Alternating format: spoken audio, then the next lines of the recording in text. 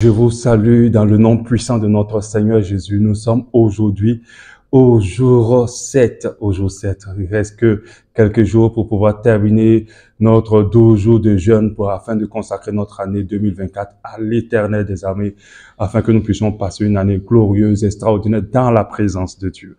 Aujourd'hui, le jour 7, nous allons parler des différents types de relations de destinée, afin pour nous de pouvoir les comprendre, de pouvoir les capter, de pouvoir les reconnaître, pour ne pas voir une de ces relations nous échapper, parce que nous savons que notre destinée, beaucoup de grâces sont liées à ces relations-là. Donc hier, nous avons pu parler de différents types de relations de destinée. Nous avons, je ne vais pas revenir sur ce qu'on a dit en parlant des différentes catégories qu'on a pu voir, mais je vais plutôt revenir sur la première forme que les relations de destinée peuvent prendre, et j'ai parlé de la relation de destinée avec Dieu. C'est une relation de destinée très importante.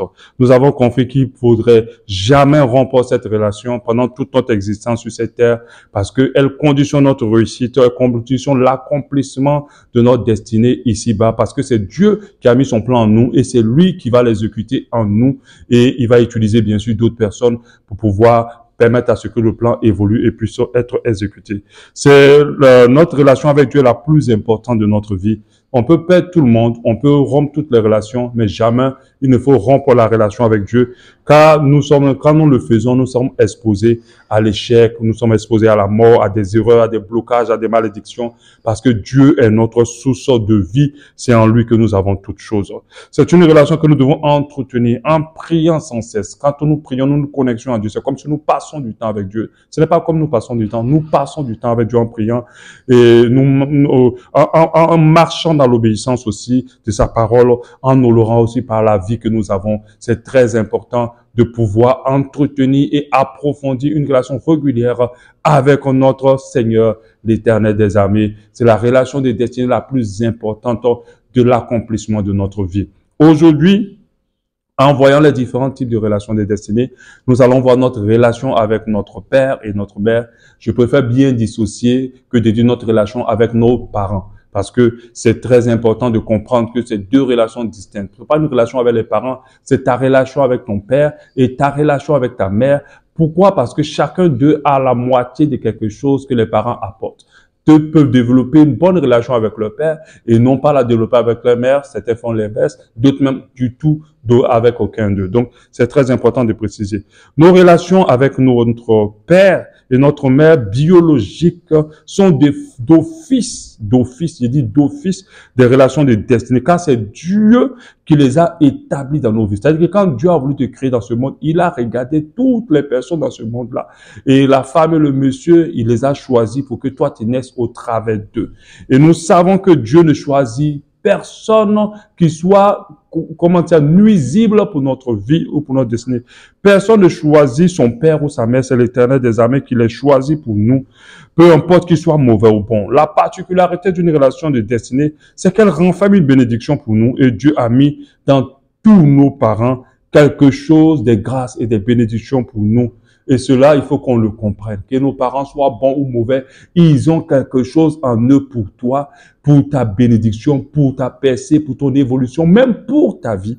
C'est très important. Certains pensent à tort, puisque papa ou maman a été mauvais envers moi, m'a abandonné, m'a violé, m'a violé. Oui, il y a des parents qui violent leurs enfants, m'a violenté, m'a rejeté. Alors, je n'ai plus rien à obtenir d'eux, je n'ai plus rien à faire avec eux, j'ai le droit de couper la relation. C'est une grave erreur.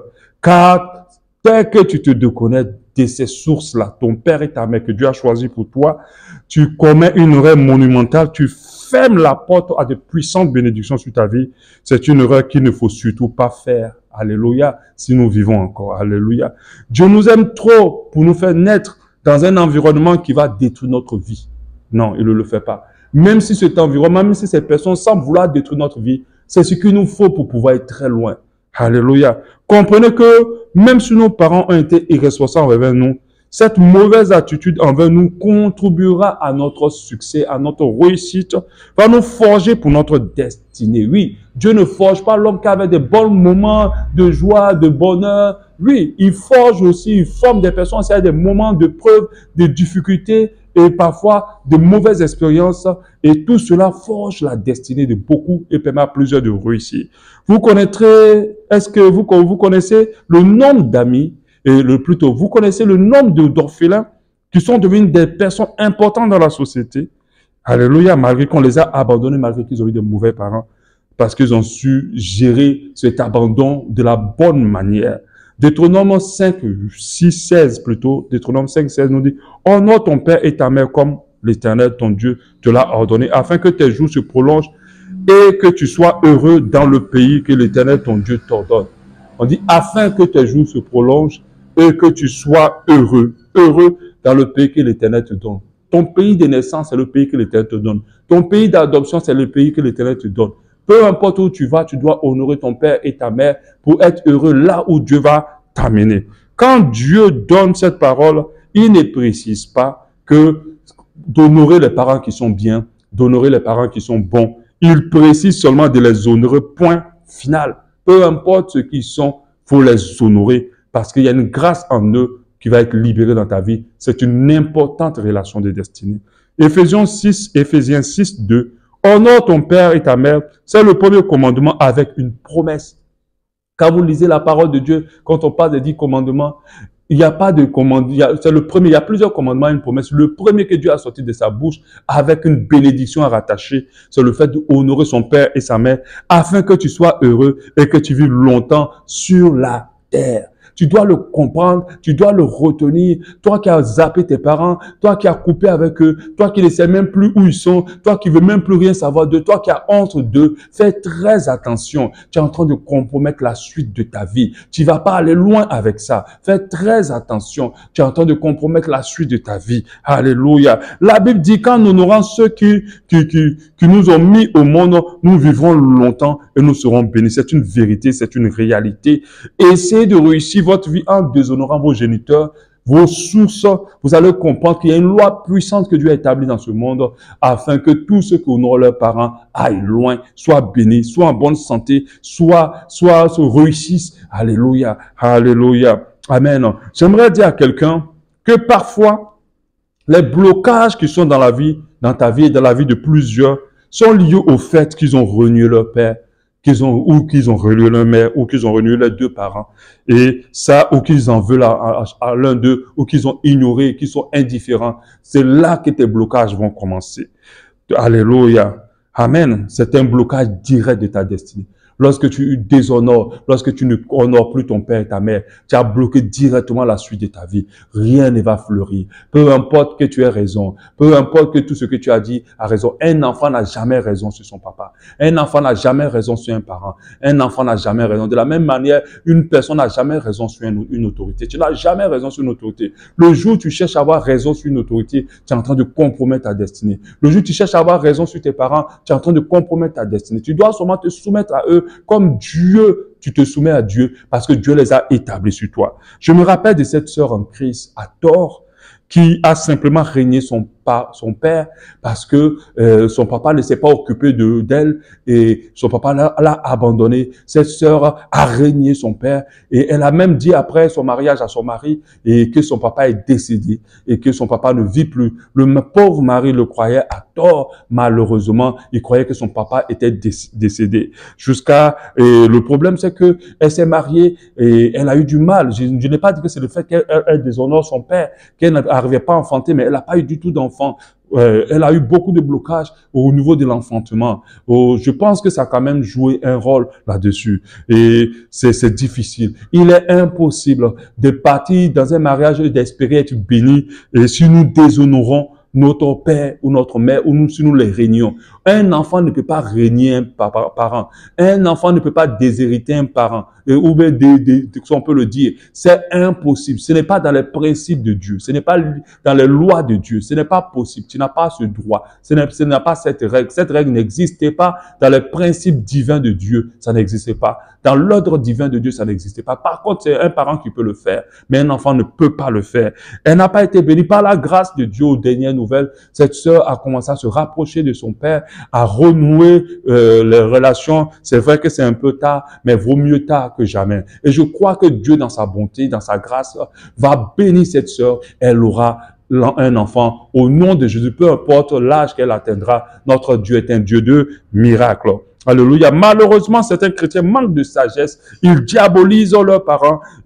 En les traitant avec mépris, avec indifférence, c'est une chose absolument grave. C'est des relations très importantes pour eux. Ils plombent immédiatement la suite de leur vie. Je te le dis sans prophétie. Je te le dis avec pleine conviction. C'est un principe de Dieu. En tant qu'homme de Dieu, je ne dirai jamais à une âme que la personne qui te crée des problèmes, c'est ta mère ou c'est ton père. C'est une grave erreur que beaucoup d'hommes de Dieu font. Oh, c'est ta mère qui te mange, c'est elle qui fait la sorcellerie contre toi, c'est elle qui veut te détruire, c'est elle qui a volé tes enfants, c'est elle qui mange ta réussite. Non, non, non. Ou c'est ton père qui mange ta réussite, c'est ton père qui a fait ça. Même si Dieu me confirme que c'est cela plutôt, je n'ouvrirai jamais ma bouche pour le dire à quelqu'un. Parce que c'est une grave chose. Les parents sont des intouchables. Tes parents sont des intouchables. Si tu veux réussir ta vie, faut jamais les toucher devant Dieu. Ce sont des intouchables. Peu importe ce qu'ils t'ont fait, ce sont des intouchables. Tu ne peux pas les en vouloir. Tu peux pas les combattre. Tu peux pas les blesser. Tu peux pas les attaquer. Tu peux rien faire. Tu peux pas. Quand si c'est vraiment vrai qu'un de tes parents veut te détruire, laisse ton combat à Dieu. Mais aime ce parent-là, honore-le toujours, fais-le du bien. Sois toujours là comme un fils qui fait du bien. Et tu verras comment Dieu va te donner la victoire. Alléluia. Et va te bénir encore de surcroît dans le nom de Jésus. C'est une loi claire de Dieu. Beaucoup de personnes, d'hommes de Dieu, se permettent de le dire sans égard, sans hésitation. Si la parole de Dieu nous dit même de bénir nos ennemis, ceux qui nous font du mal, à plus forte raison nos parents, que nous ne devons pas bénir. Alléluia. Donc faites attention. Ces hommes de Dieu-là mettent facilement ces âmes dans le danger. Ils compromettent leur destinée. Alléluia. Est-ce qu'ils savent que ce que ça fait à un fils et à une fille de pouvoir entendre que mon père qui m'a mis au monde, ma mère qui m'a mis au monde veut me détruire? C'est la porte ouverte à l'amertume, à la rancœur. C'est la porte ouverte à la colère. Et la porte ouverte aux sentiments négatifs. Que nous savons que nos bénédictions dépendent de l'état de notre âme, l'état de notre cœur.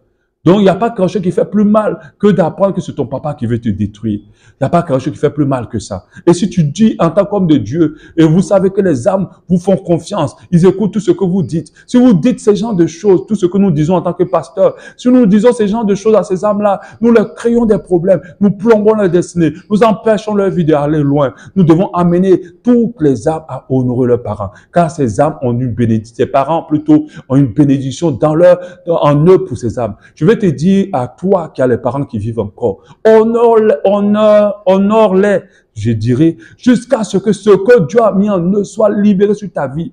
Et je ne dis pas que ça finira un jour. Honore-les tout le temps. Et tu verras que ta vie va aller loin. La Bible dit de rendre le mal par le bien. À plus fort de nos parents qu'il a choisi pour nous. Nous devons rendre tout le mal que nous ont fait, si c'est le cas. Par le bien, nous devons les honorer.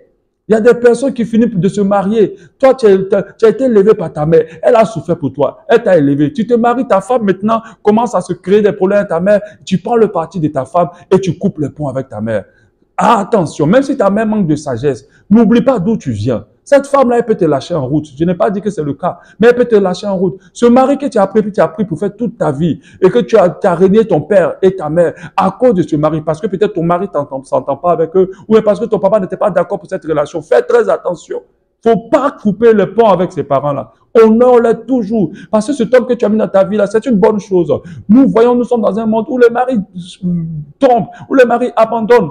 Alléluia. Où les maris laissent, où les femmes abandonnent, les femmes trompent. Fais très attention.